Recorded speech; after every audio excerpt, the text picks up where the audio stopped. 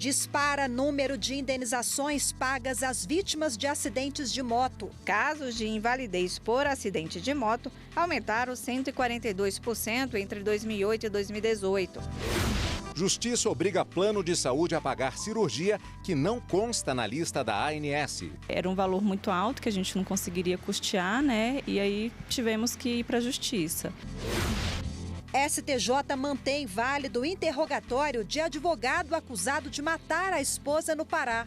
O advogado Hélio Gueiros Neto responde por homicídio triplamente qualificado contra a própria mulher. E ainda, os desafios da alfabetização no Brasil. A educação de jovens e adultos está prevista na Lei de Diretrizes e Bases da Educação.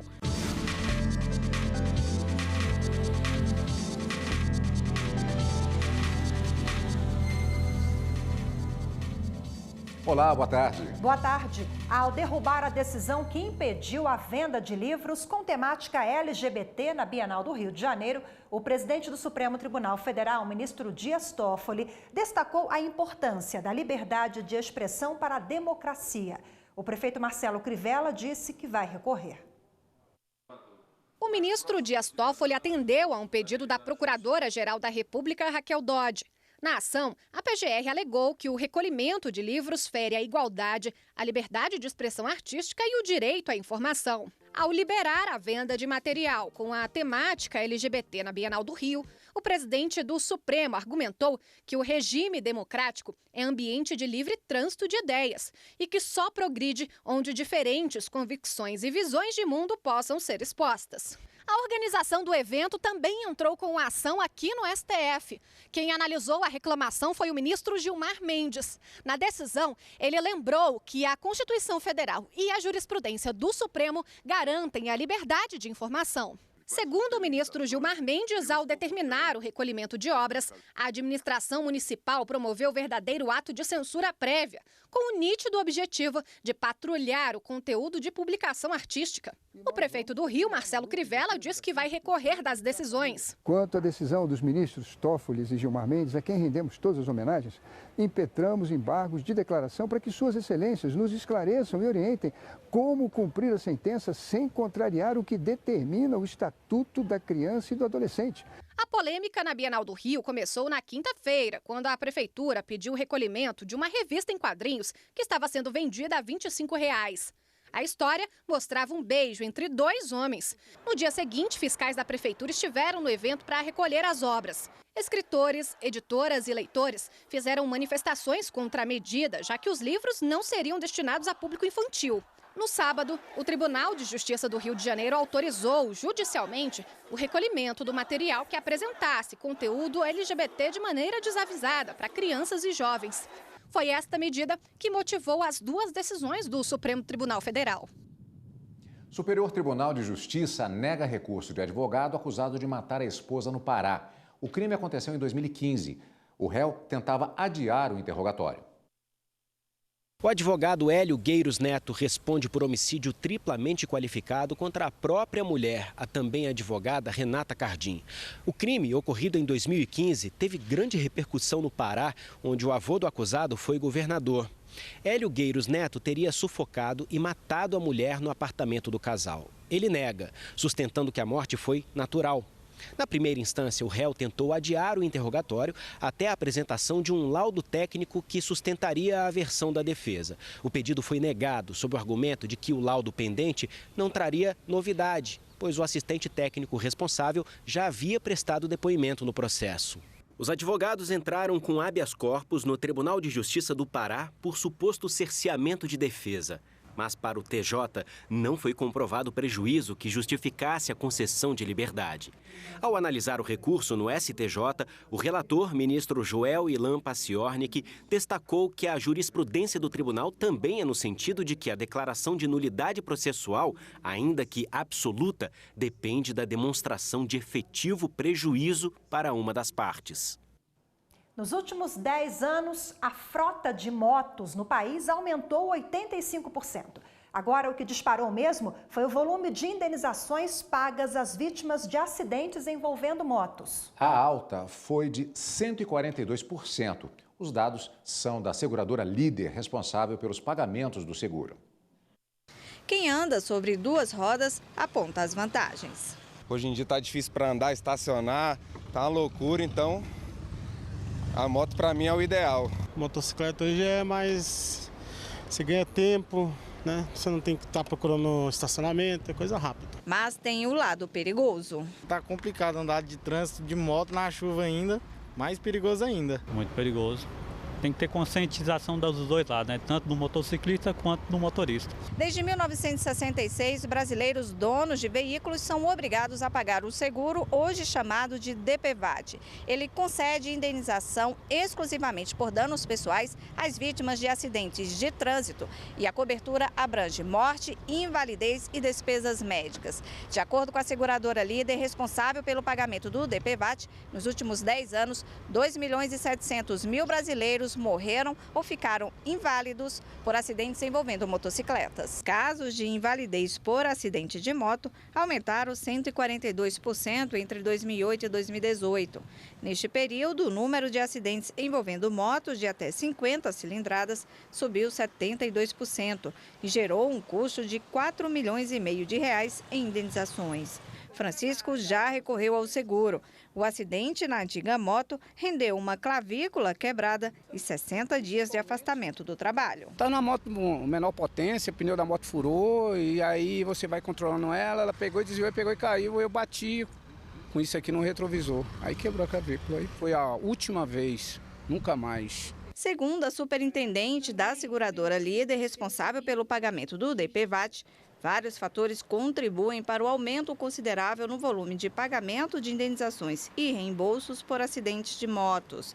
Entre eles, o crescimento da frota e a falta de política eficaz de mobilidade.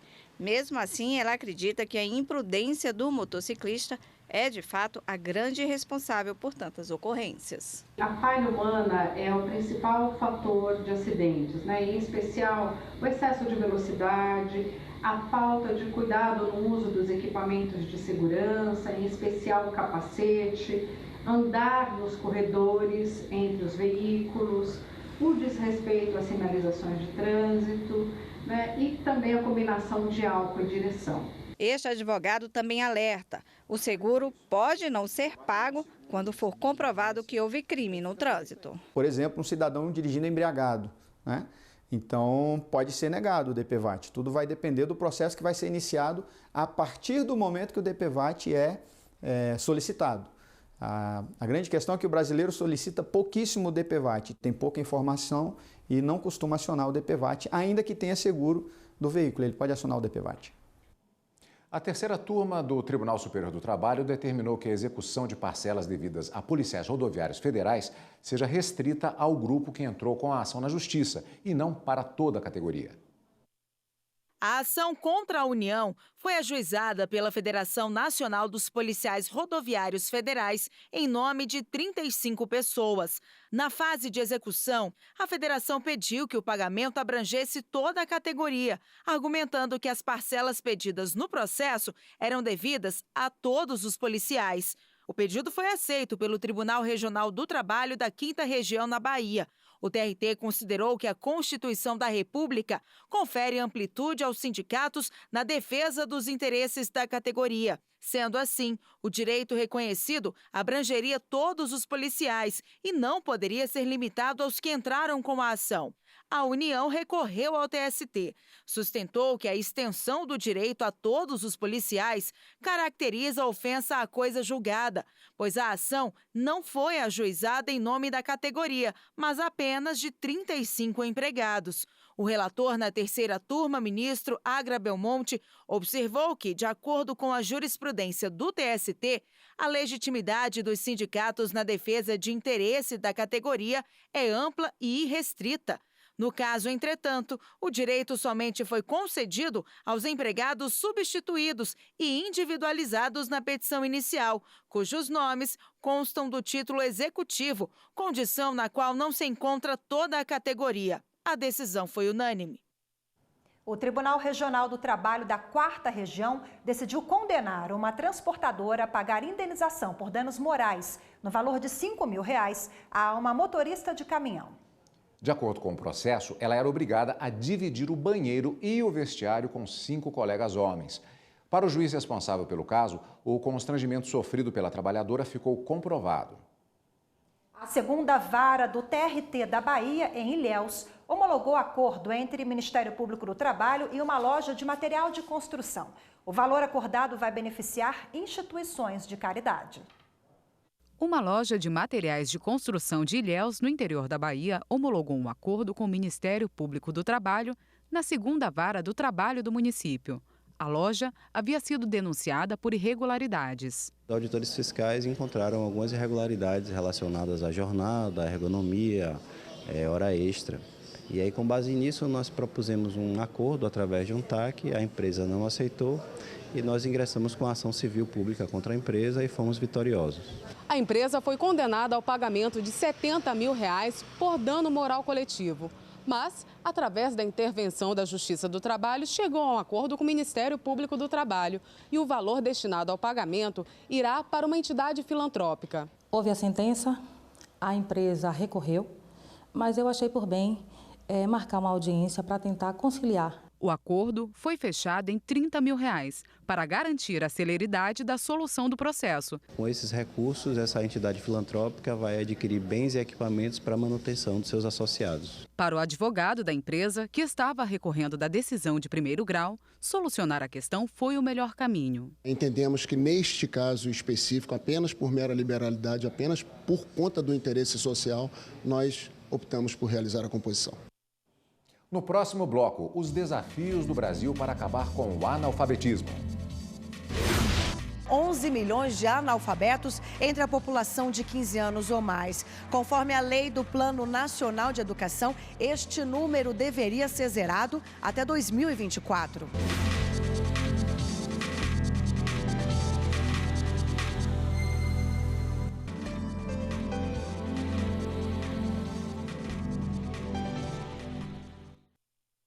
Nesse 8 de setembro foi comemorado o Dia Mundial da Alfabetização. Aqui no Brasil, os desafios nessa área ainda são grandes. 11 milhões de pessoas com mais de 15 anos não sabem ler e escrever. Uma das ações para mudar esse cenário é a educação. Clarice tem 63 anos e foi somente agora que entrou pela primeira vez numa sala de aula. A infância numa fazenda de cacau na Bahia a impediu de estudar. Ainda jovem, mudou para Brasília e enfrentou mais dificuldades. Não conseguia ler os destinos nos ônibus. Quando recentemente conseguiu pegar o transporte sozinha, não segurou a emoção. Eu li o nome e entrei. Quando eu entrei, perguntei, moça, esse ônibus aqui vai para L2? Ele disse, sim, é L2, minha senhora.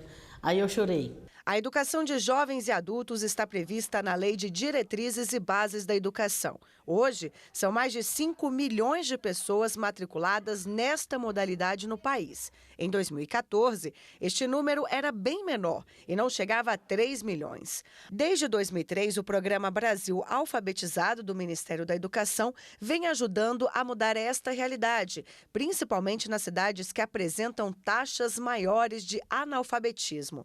90% delas são no Nordeste. Segundo dados do IBGE, o Brasil conta hoje com 11 milhões de analfabetos entre a população de 15 anos ou mais. Conforme a lei do Plano Nacional de Educação, este número deveria ser zerado até 2024. Para Rebeca Otero, coordenadora de educação da Unesco no Brasil, dificilmente conseguiremos erradicar o analfabetismo até a data estipulada pelo governo. Reduzir bastante é possível. Reduzir a índices bem baixos é possível. No entanto, precisa investimento, precisa de políticas públicas em todos os níveis, no município, no estado, no governo federal. Ainda de acordo com o IBGE, a maior quantidade de analfabetos é registrada entre pessoas com 60 anos ou mais, quase 20% da população brasileira. Além disso, as taxas de analfabetismo evidenciam a desigualdade educacional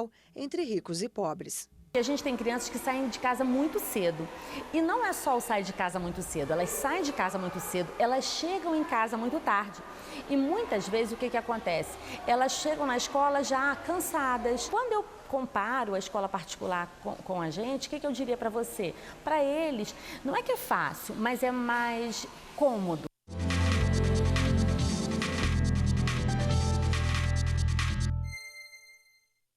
E para falar mais sobre o assunto, a gente recebe aqui no estúdio o advogado especialista em educação, Melilo Nascimento. Muito boa tarde, obrigada pela presença. Boa tarde.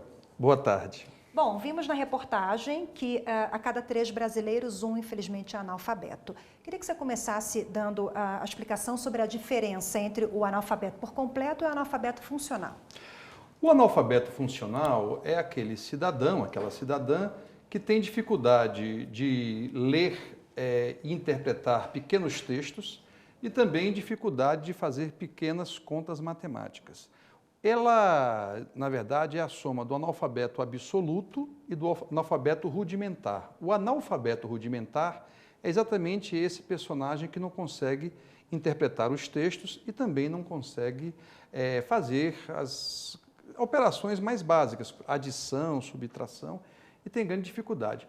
Mas o que importa é o grande número. Nós estamos aí com 30%, de acordo com os dados oficiais, de brasileiros, ou seja, de cada 3 brasileiros, 1 está nessa condição de analfabeto funcional, que não consegue se estabelecer minimamente diante da língua e da matemática, o que é muito grave. Agora, doutor, existe um grande problema também no sentido de elaboração das políticas públicas, que é exatamente a radiografia que pode ser feita. Eu vou citar um exemplo aqui, um exemplo aqui que foi dito, que é com relação ao número de 11 milhões de pessoas com mais de 15 anos que não sabem ler e escrever. E fala-se em educação de jovens e adultos. Não é uma ação única especificamente para esses 11 milhões, porque há diferenciação entre as pessoas que estão sendo retratadas aqui. Como é que funciona isso?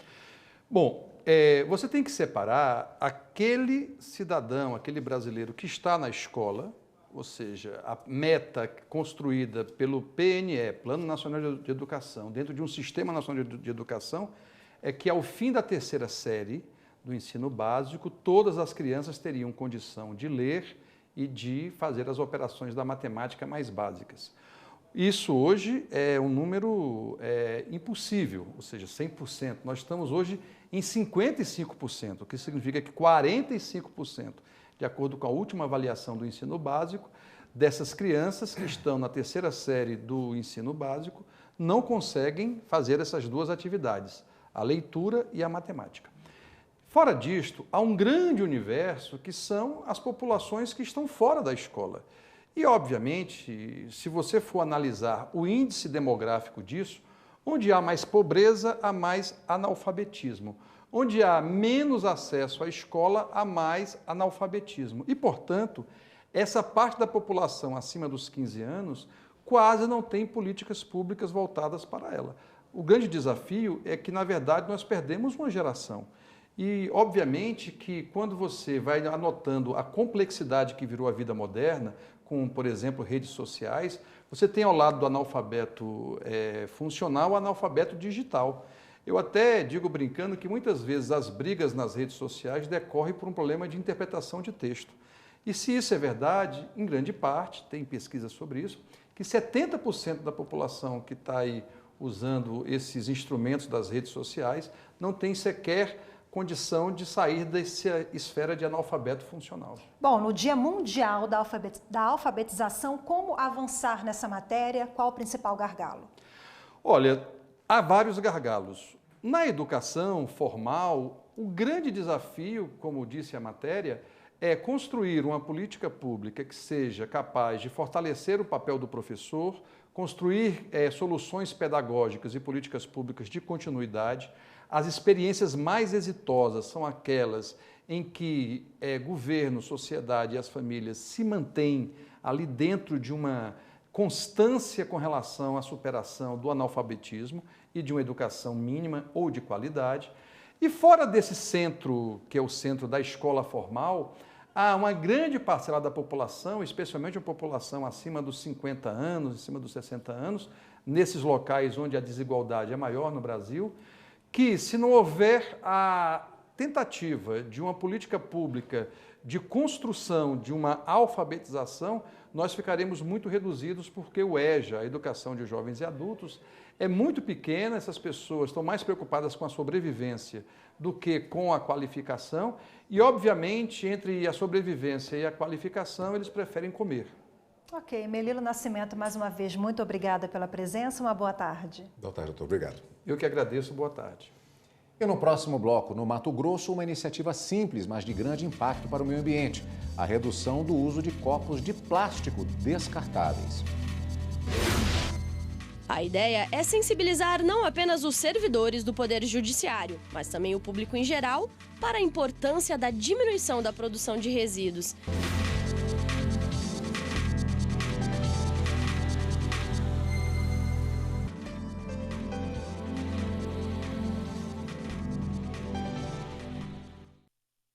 Uma família conseguiu na Justiça autorização para fazer, pelo plano de saúde, uma cirurgia que não constava no rol de procedimentos da Agência Nacional de Saúde. Veja o caso na reportagem de Gabriel Ciafrei. O diagnóstico veio quando a Bárbara estava na 23ª semana de gravidez. A Elisa, filha dela, sofria de mielomeningocele. A doença deixa o feto com os nervos da coluna expostos ao líquido amniótico e pode deixar sequelas na criança, como hidrocefalia e limitação dos movimentos. Por isso era fundamental agir de forma rápida, fazer a cirurgia intrauterina o quanto antes. Foi tudo muito difícil para a gente, porque primeiro a gente recebe a notícia, né, da má formação da nossa filha. Então a primeira coisa que a gente pensa, vamos buscar tratamento médico, né? E aí descobrimos, existe solução, existe um tratamento, então vamos ver com o plano. E aí recebemos a negativa do plano. Então quando nós recebemos a negativa do plano, foi muito difícil, porque era um valor muito alto que a gente não conseguiria custear, né? E aí tivemos que ir para a Justiça. A operadora informou que não faria a cobertura porque o procedimento não estava incluído no rol da Agência Nacional de Saúde. A única saída encontrada pela engenheira ambiental foi buscar a Justiça, já que a cirurgia custa R$150 mil.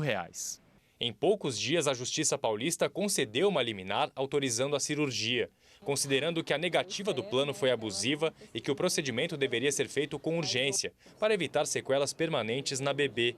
Este advogado explica que o fato do procedimento não estar incluído no rol da ANS não é motivo para o plano negar a cirurgia. O rol da ANS, ele é exemplificativo, não taxativo. Ele é piso e não o máximo. O rol da ANS é aquilo que as operadoras têm que custear de mínimo. Agora, se um médico entende que determinado tratamento ele deve ser realizado e que esse código de procedimento não consta no rol da ANS, a operadora ela é obrigada a custear, porque cabe somente ao médico determinar qual é o melhor tratamento para o seu paciente. A defesa do meio ambiente é um dever de todos e as atitudes de cada um fazem a diferença. No Mato Grosso, o Poder Judiciário está em dia com a preservação da natureza. Uma das iniciativas do TJ foi a redução de 20% na compra de copos plásticos descartáveis. E a meta é diminuir ainda mais. Pequenas atitudes que podem mudar o mundo ao seu redor, cuidar do planeta e praticar a sustentabilidade. A cada copo descartável que você deixa de utilizar no dia, você está contribuindo com pelo menos 240 copos no ano. Parece pouco, né? Mas para o meio ambiente é muito. Especialmente porque a maioria das pessoas não toma apenas um copo de água ou de café no dia. E para intensificar e incentivar esta importante prática sustentável, o Tribunal de Justiça de Mato Grosso reduziu em 20% a compra de copos descartáveis, para chegar de forma gradativa ao corte de 50% estabelecido pelo Prêmio CNJ de Qualidade. A gente também está tentando adquirir copos de uma outra qualidade, para vidro ou copo descartável de papel, para ser consumido no tribunal, para não impactar no meio ambiente. A ideia é sensibilizar não apenas os servidores do Poder Judiciário, mas também o público em geral, para a importância da diminuição da produção de resíduos, que, se não reciclados, acabam indo parar no lixo, nas ruas, nos rios, e que, com pequenas, porém importantes iniciativas como esta, é possível mudar e reverter esta realidade. O copo plástico, pega ele uma vez, adote ele o dia todo, para não ficar pegando um copo, bebendo água, jogando, pegando outro, né? Para adotar esse copo durante o dia todo. A partir da prática dos colaboradores do tribunal, ela contagiará também o público externo, visando, a partir da convivência diária de nós advogados, por exemplo, no tribunal, constatando essa prática, aplicarmos também no nosso ambiente de trabalho, nos nossos escritórios, nas nossas casas, nas nossas empresas e assim por diante. Ou seja, as instituições precisam dar o exemplo e, a partir desses bons exemplos, toda a sociedade passa a copiar e aplicar também. E falando em bons exemplos, aqui no Supremo Tribunal Federal, nós já não usamos o copo descartável há alguns anos, né, Cadu? Há muito tempo. A gente traz o próprio copo, a própria garrafinha e a gente se abastece durante todo o expediente. Bela iniciativa também, né? Que outros tribunais também copiem. E a gente fica por aqui. Obrigado pela companhia e até amanhã. Você fica agora com o programa Fórum. Boa tarde para você. Tchau. Tchau.